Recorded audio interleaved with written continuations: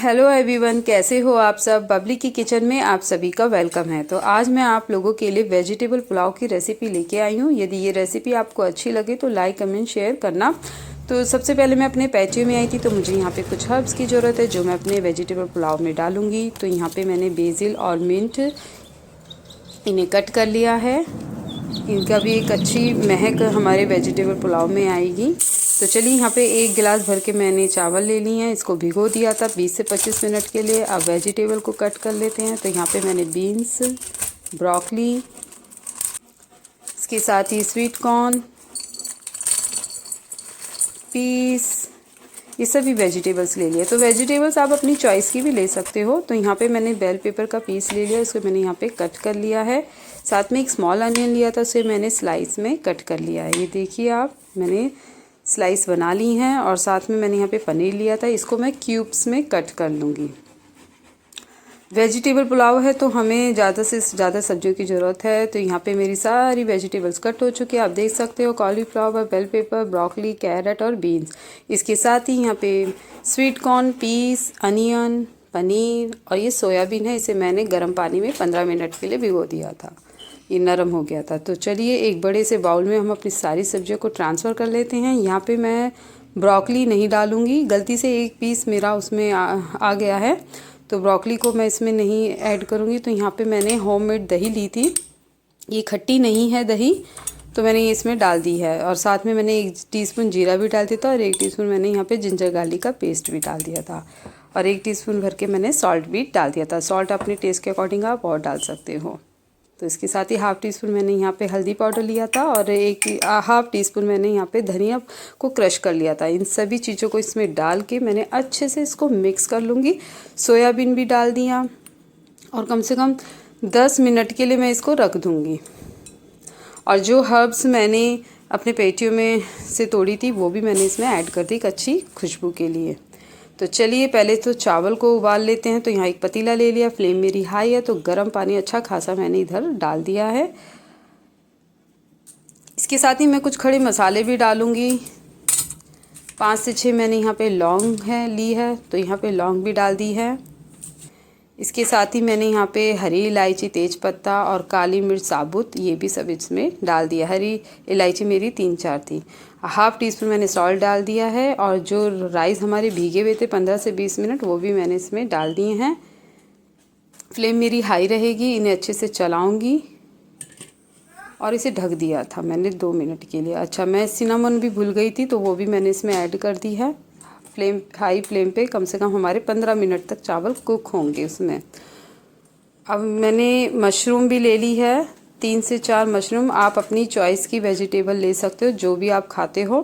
तो मैंने यहाँ पे मशरूम भी ले लिए, इसको वॉश करके कट कर लिया। तो चलिए, एक वॉक ले ली, उसमें मैंने वेजिटेबल ऑयल डाल दिया। फ्लेम यहाँ पे हाई है।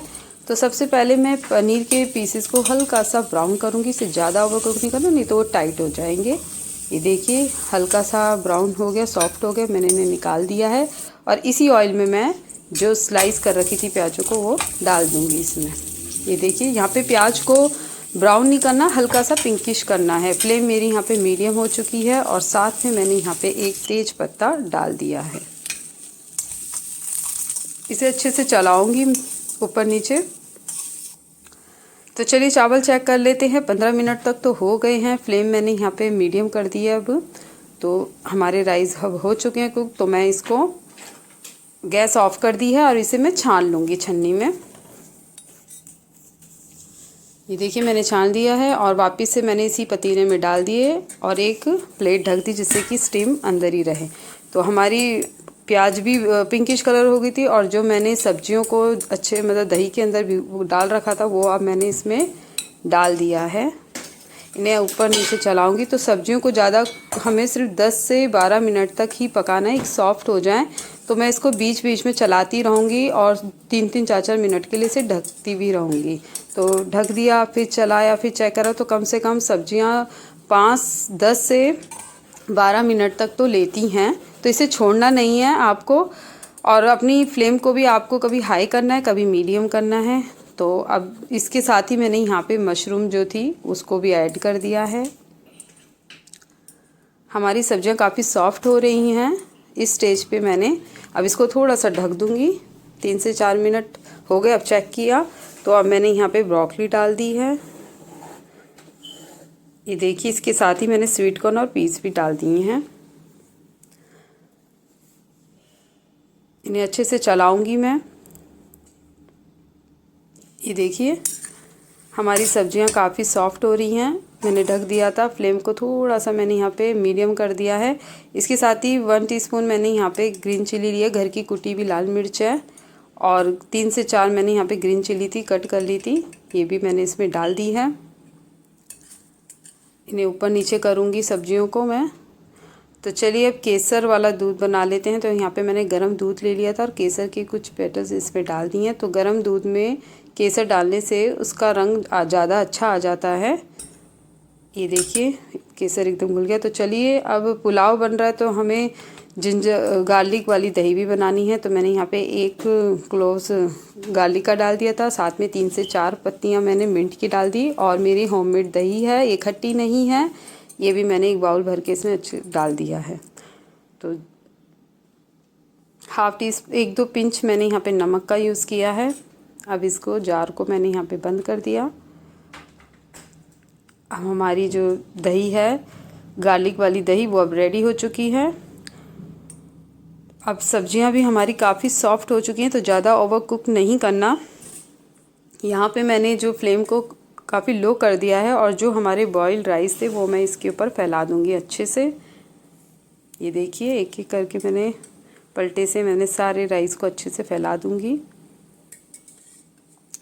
आप सब्जियां अपनी ही चॉइस की ले सकते हो, जो आप खाते हो। ज़्यादा से ज़्यादा 3 से 4 अगर सब्जियां होंगी तो हमारा वेजिटेबल पुलाव ज़्यादा अच्छा लगेगा। और इसमें जो राइस, और यहाँ पे साथ ही मैंने जो केसर वाला दूध बना रखा था वो भी मैं ऊपर से डाल दूँगी। इससे एक अच्छा कलर आता है, और इसकी जो खुशबू है केसर की वो भी बहुत अच्छी आएगी। तो इसे मैंने ढक दिया था 3 से 4 मिनट के लिए। अब ये वाइट बटर है तो इसको भी मैंने अपने चावल के ऊपर रख दिया, और इसी स्टीम से ये मेल्ट हो जाएगा। फ्लेम ऑफ कर दी है। तो थोड़ी देर इंतज़ार करते हैं, इसे 3 से 4 मिनट। अब मैं हल्के हल्के हाथों से इसे ऊपर नीचे करूँगी। ये देखिए, तो इसमें धीरे धीरे कलर बहुत बढ़िया आएगा। तो साथ ही मैंने यहाँ पे 2 स्पून वाइट राइस के भी रोक के रखे हैं, तो मैं ऊपर से बाद में डालूँगी। तो ये देखिए, हल्के हल्के हाथों से हमें ऊपर नीचे करना है। तो ये जो हमारे जो कलर है वो येलो कलर, वो धीरे धीरे वाइट चावलों को कलर इसका बदल रहा है। तो कितना खिले खिले लग रहे हैं चावल, ये देखिए। और मैंने जो क्यूब्स पनीर के जो मैंने फ्राई करे थे, क्यूब्स में कट किया था, वो भी मैं ऊपर से डाल दूँगी, और इसको मैं फिर से ढक दिया था। अब जैसे देखा तो और बढ़िया सा कलर इसमें आ चुका है। आप देख सकते हो हमारा पुलाव अब रेडी हो चुका है। और मैंने जो 1-2 स्पून वाइट राइस जो रोके हुए थे वो भी अब मैंने ऊपर से डाल दिए। तो कहीं कहीं वाइट भी दिख रहा है, येलो भी दिख रहा है इतना, और रंग बिरंगी सब्जियां भी हमारी वेजिटेबल वो कितनी सुंदर लग रही हैं। तो एकदम परफेक्ट हमारा वेजिटेबल पुलाव रेडी हुआ है, और ये बहुत ज़्यादा ही टेस्टी बना था खाने में भी।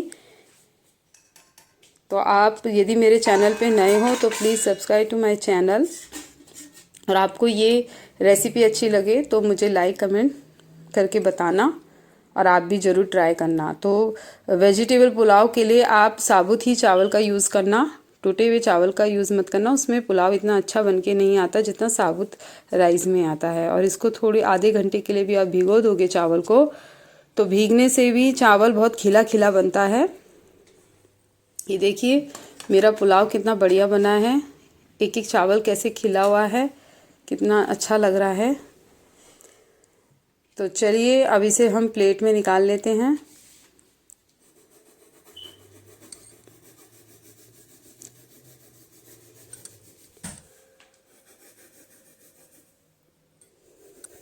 ये देखिए, इसके साथ ही मैंने लहसुन वाली दही के अंदर मिंट की पत्ती थोड़ी गार्निश में सजाने के लिए लगा दी है।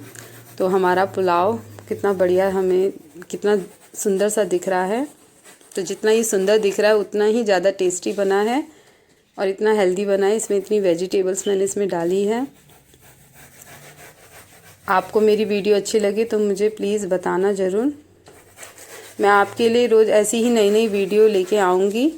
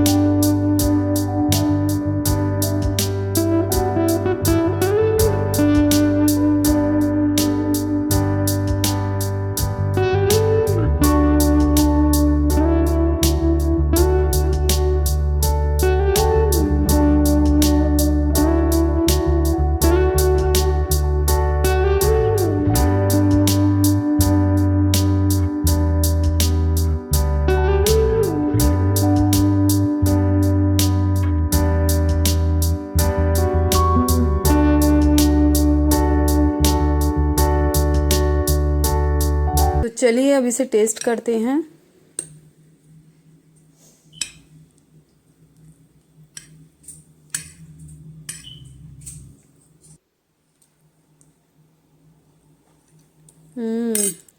एकदम टेस्टी बना है। बाय।